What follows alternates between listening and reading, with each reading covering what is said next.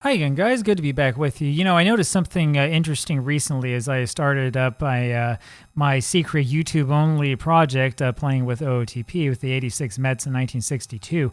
The thing that I noticed that has kind of surprised me is that there really is sort of a disconnect between the OOTP or baseball mogul type community and people who play more of the traditional season-by-season replay type games.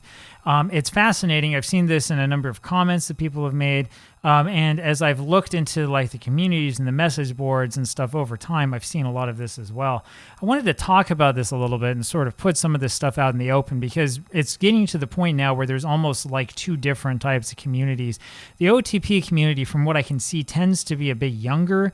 It tends to be people who are like my age, so like I'm going to be 40 this year or maybe a little bit younger than that.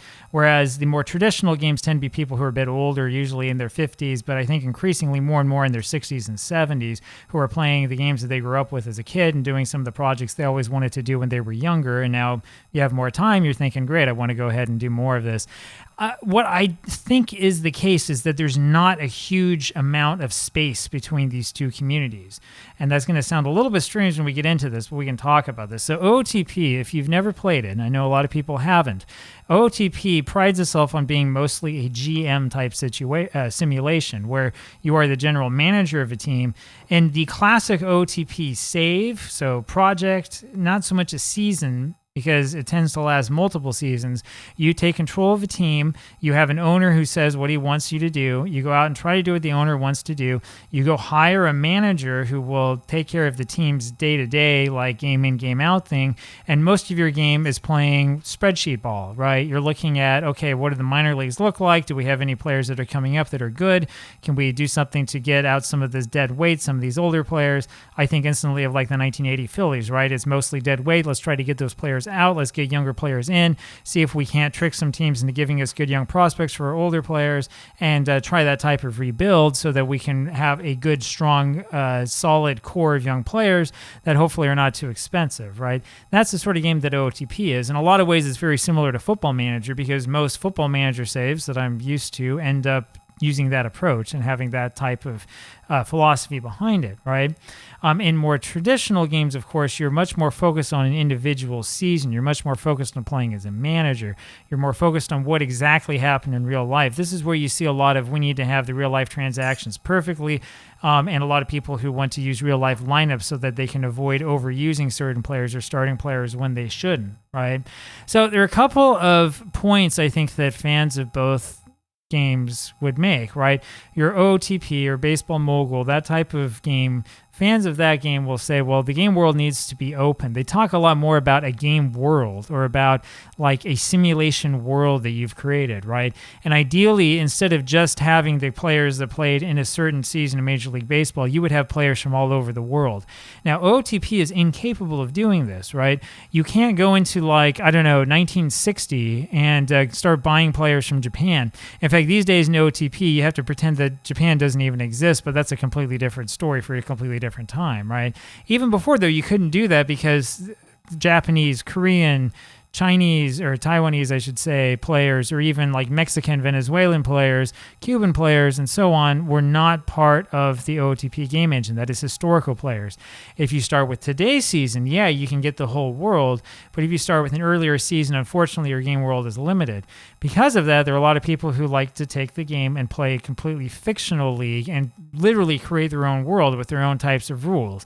This is also one of the reasons why in OOTP you will find tons and tons of financial settings and tons of things that like a single season replayer has no use for, right? You look at this and you're like, I don't care what the free agency rules are. I just want to get through and play one game after another. That's all I care about, right?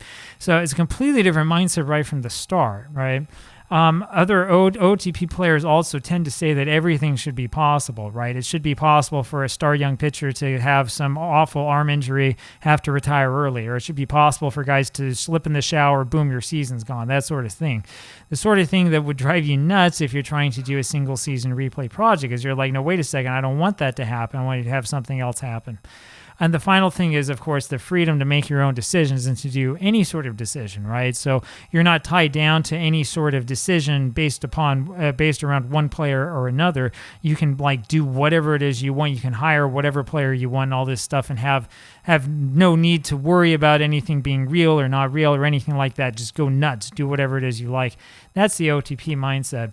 Now, contrast to that is sort of the more traditional mindset, which again is much less about entering this world and more about like trying to understand a season, understand what happened in real life, going through it slowly and using it more like, I don't know, it's like an informed historical walk through a season than anything else. Right. So in a traditional replay, you have to figure that some people, I think, would agree that things can happen that are random, but within reason, right? We don't want to see like Lou Gehrig suddenly miss a whole bunch of games when he didn't in real life, right? We want him to play the way that he played in real life. And so within reason, there can be a little bit of variation here and there, but we don't necessarily want too much of it. For some people, like certain things are a no-no, right? So if you play with like the 1961 baseball season and Roger Maris hit 70 home runs, statistically speaking, that's within the realm of possibility, assuming that you go in expecting that he has the ability to hit 61.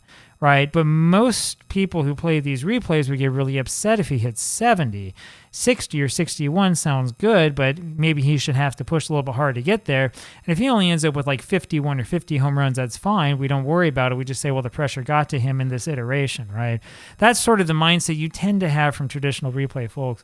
I also tend to say that, you know, everything is possible within a game, but again, it needs to be realistic, right?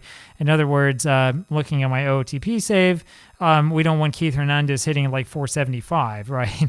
It doesn't make much sense, right? That's not the sort of thing you want to see from a more, I guess, concentrated type replay. And also the big difference is that you're not the GM in these more traditional single season replays. Instead, you are the manager. Now, there is a lot in terms of like biases. A more OOTP type player will say, well, that's boring. You're just playing the exact same way it was in real life. I know what happened in real life.